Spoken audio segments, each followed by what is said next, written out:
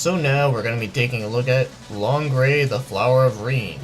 And this one just happens to be a comedy drama mecha show. And it's basically chicks with mechs. But this isn't the first one to have this theme for this year's anime feature since I've taken a look at Gunbuster. But anyways, without further ado, let's start off with the story. So it stars the main character Madoka, and she is a very happy, energetic high schooler. And at her school in Kamigawa, she happens to be a part of the Jersey Club. And basically the Jersey Club allows them to help out with anyone that's in need. So it's a pretty typical day until she meets up with someone that happens to be named Lon. And her outfit just seems very out of the ordinary, so she knows that she's not around this area.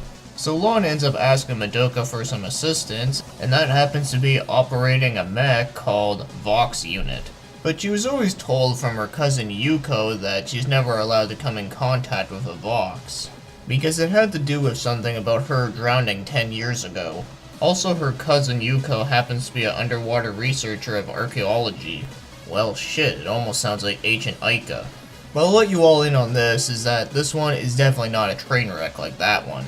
Anyways, right before she's about to activate the Vox, Lon explains herself that she is apparently an alien from another planet. And she also likes to randomly say wolf sometimes. So after the activation, she ends up getting a marking on her. So now she takes full control of this green Vox unit, which she later on calls Midori, which means green. So there are other aliens out there that look very much like humans that are trying to destroy the Earth. So that's why Lon really needed her help, since she is working for the Novamundos, and they are also fighting against the Metrio, which are the aliens. So Madoka ends up fighting someone named Mirai, who ends up getting captured. So Madoka ends up completing her mission, even though she really had no idea what the hell she was doing most of the time. So after this quick turn of events, she ends up wanting to help them out, since it does involve saving people. But of course her cousin does not like the sound of this, since she didn't want her to read a Vox, but she ends up wanting to go with her dreams anyway, because you know what they say, you just gotta follow your dreams and stick with it. But before I end it here about the story, there's actually a third main character that I didn't get a chance to talk about yet, and that happens to be Maganami. So she's very sharp and perceptive, but she also has a pretty perky personality. And she ends up getting transferred to Madoka's class and joins the Jersey Club. So that's really all I have to say about the story here. It's a pretty typical mecha show that has chicks involved and some drama and some comedy stuff all around. But for a mecha show, the show really does focus more on the three of them working together and such. And considering that Long does get kinda jealous of Maganami.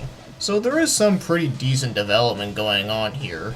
And one other thing that is worth noting about this one is that it does have quite a bit of fan service stuff in it, but nothing too huge. So at least they didn't pull a full Agent Ica on this shit. So for now, let's move on and start talking about the animation. And it's actually a pretty nice looking anime if I say so myself. So I do think everything does look pretty good, like whether it comes to like the character designs, the mech designs, and even the 3D effects of this one actually do look fairly good. Like, it doesn't look completely cheap looking, and also the fight scenes are pretty cool looking too.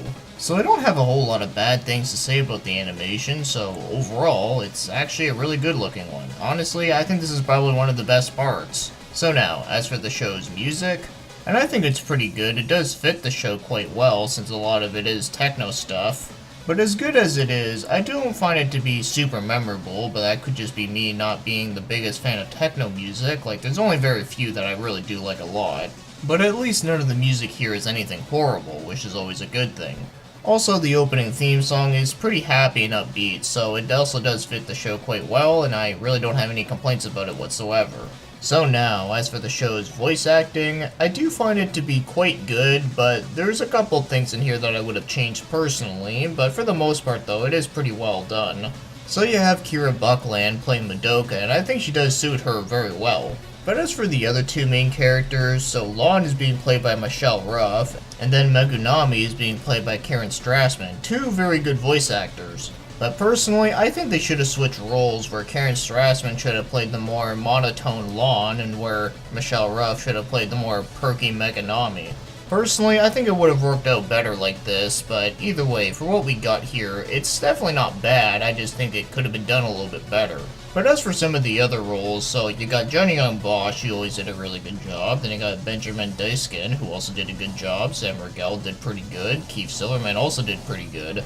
And as for Vic Mignogna's character, it was an interesting choice, but sadly I don't think it was his best, but it's definitely not his worst. And then you had Stephanie Say, Wendy Lee, Dorothy Fawn, Kirk Thornton, Jason Miller, Patrick Sates, and I think they all did a pretty good job here. And as for the rest of them, there's some actually really good ones here, like Erica Harlacher, Laura Post, Jason Wishnov, Christina V, Leon O'Brien, Carrie Kiernan, and even Christine Marie Cabanos. And for the most part, I think they did do a fairly good job, but definitely not the best that they've ever done. Which is kind of unfortunate, since Liam O'Brien is one of my all-time favorites. But oh well, for the most part, it is a pretty well done voice cast. Although I can imagine some people getting annoyed at the three main characters, but I didn't find them to be that annoying. So now, as for the overall score, if I were to rate this one, I think I'm going to give this one a 6 out of 10. So I find this one to be pretty decent for the most part, but it's definitely not amazing, but it's also not really all that bad. So the main story itself is just kind of alright, it's all the kind of same stuff that we've heard like a bajillion times. But the characters themselves were fairly interesting, but definitely not the best characters I've ever seen, but there were some pretty good development and some pretty good moments here and there. But my main issue with this show is that there are a couple parts in the show that felt a little bit slower than it needed to be. And while the main characters are pretty good, I do find that the villain characters are just kinda meh. So I'd say the highlight of this one would easily have to be the animation. So it is a pretty lighthearted show that is kinda sorta mindless fun, and also does have some lighthearted humor involved. Which of course is never a bad thing, but I did find that some of the comedy parts were kinda hit and miss, where there were some parts that were actually kinda funny, and then there were some parts that were just kinda whatever. But even the parts that were funny, they weren't like, oh my god, laugh out loud. They're just more like harmless fun. And like I said earlier, the fan service in this one is not too high, and they really could have made it a hell of a lot worse, but they didn't. So overall, I'd say that Lagrange, The Flower of Rin is a pretty decent show that is lighthearted fun, but definitely not amazing, but it is at least worth a watch if you are a fan of mecha shows and you want to watch something that's very lighthearted and fun. And it's really not all that complicated, so you don't have to worry about getting lost in the plot somewhere. So yes, Lagrange is not too bad, but it could have been a little bit better, but either way, for what we got, it's at least above average fun.